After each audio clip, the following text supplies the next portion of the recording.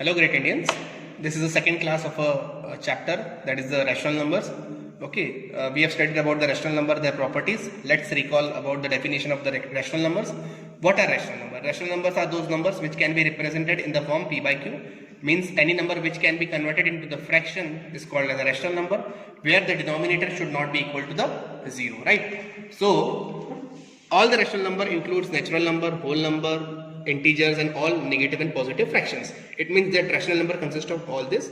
So this is our topic, that is how to represent the rational number on the number line. So it means that you have to represent this rational number on this number line. Now this representation is generally classified into two categories. First case, when the numerator is less than denominator. Second case, when numerator is greater than denominator. So now we will deal with the first case, when the numerator is less than denominator. What is the numerator? 4. What is the denominator? 7. It means that this is the first case. Now if you divide 4 by 7 100%, the answer is 0 point something. It means that this fraction lies between 0 and 1. So when the numerator is less than denominator, it means that fraction lies between 0 and 1. So now you have to draw the number line, mark the position 0, 1, 2 and so on. Now you know that the number lies between 0 and 1, so you have to do only 0 and you have to mark 0 and 1. And in between 0 and 1 you have to divide that 0 and 1 in how many segments? For that you have to check the denominator. What is the denominator? 7. It means that you have to divide this line into how many divisions? 7. 1, 2, 3, 4, 5, 6, 7. So for partition, for dividing the line, you have to check the denominator. If 7 is there, it means you have to divide in 7 segments. And now you have to check the numerator. What is numerator? 4. So from 0, fourth position is there. 1, 2, 3, 4. So this is our fraction, that is 4 by 7. So this is the position of 4 by 7. So this representation is generally done in two steps. In the first step, you have to check the denominator. Whatever may be the denominator, you have to divide that line into that partition, that segment. 7 is there, it means that you have to divide into the 7 parts.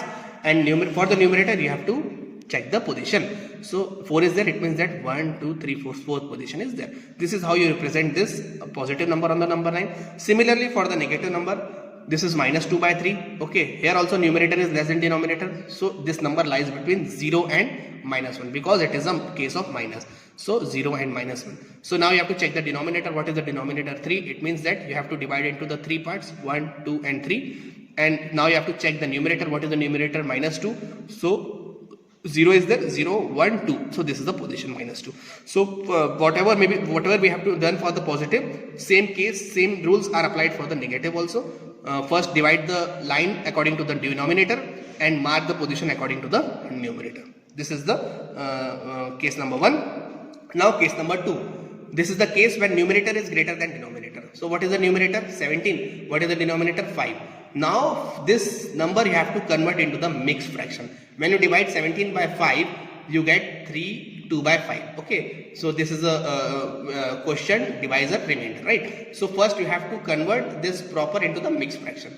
So it means that this number indicates that this number lies between 3 and 4 because 3, 2 something. So this number is greater than 3 and less than 4. So it means that its number lies between 3 and 4. So when the numerator is greater than denominator, you have to convert into the mixed fraction. So that indicates that this number lies between 3 and 4. Or if the other fraction is there, it means that that number lies between the two different numbers. So when the numerator is greater than denominator, you have to convert into the mixed fraction. So 3 something is there, it means that this number lies between 3 and 4. So you have to mark 3, you have to mark 4. Now our process is simple.